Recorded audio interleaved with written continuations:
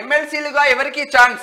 2 MLA quota సీట్లకు విడివిడిగా నోటిఫికేషన్లు ఇవ్వడంతో 2 కాంగ్రెస్ ఖాతాలోకి.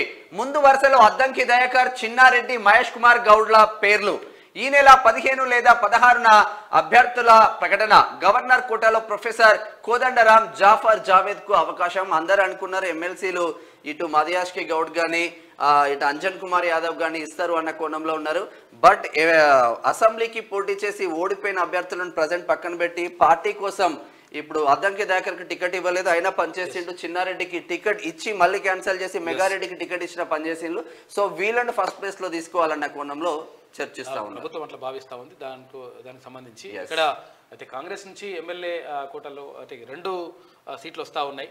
అంటే అసలు యాక్చువల్గా 1 సీట్ వస్తుందని చెప్పేసి అనుకున్నారు. కాకపోతే అంటే కేంద్ర ఎన్నికల సంఘం తీసుకున్న నిర్ణయం ఏమైందంటే అక్కడ ఒక్కొక్కసారి ఒక్కొక్క దానికి ఎలక్షన్ పెట్టిండ్రు. ఇది గతంలో అక్కడ గుజరాత్లో కూడా పెట్టిండ్రు. పెట్టినప్పుడు అట్లా పెట్టడం ద్వారా ఏమవుతుందంటే ఆటోమేటిక్గా ప్రభుత్వానికి ఎక్కువ అంటే కాంగ్రెస్ ప్రభుత్వానికి ఎక్కువ సీట్లు ఉంటాయి కాబట్టి, ఎక్కువ ఎమ్మెల్యే స్థానాలు ఉంటాయి కాబట్టి ఆటోమేటిక్గా 2 స్థానాలు కూడా కాంగ్రెస్ పార్టీకి వచ్చే అవకాశం ఉంది. ఎమ్మెల్యే కోట ఎమ్మెల్సీ ఉప ఎన్నికలకు నోటిఫికేషన్లు, నామినేషన్ దాఖలకు ఈ నెల 18 వరకు గడువు. 29న పోలింగ్, అదే రోజు రిజల్ట్స్. మరి ఆ ఇద్దరు అదృష్టవంతులు ఎవరో చూడాల్సిన అవసరం. అద్దంకి దయాకర్కు ఇంకా మంత్రి పదవి కూడా ఇస్తారని అంటున్నారు. అంటే కొంతవరకు మరి ఉమ్మడి నల్గొండ జిల్లా అట్లయితే 3 అయిపోతాయి. ఇప్పటికే 2 ఉన్నారు. అంటే ఇప్పుడు ఖమ్మంలో కూడా 3 ఉన్నారు. అవును.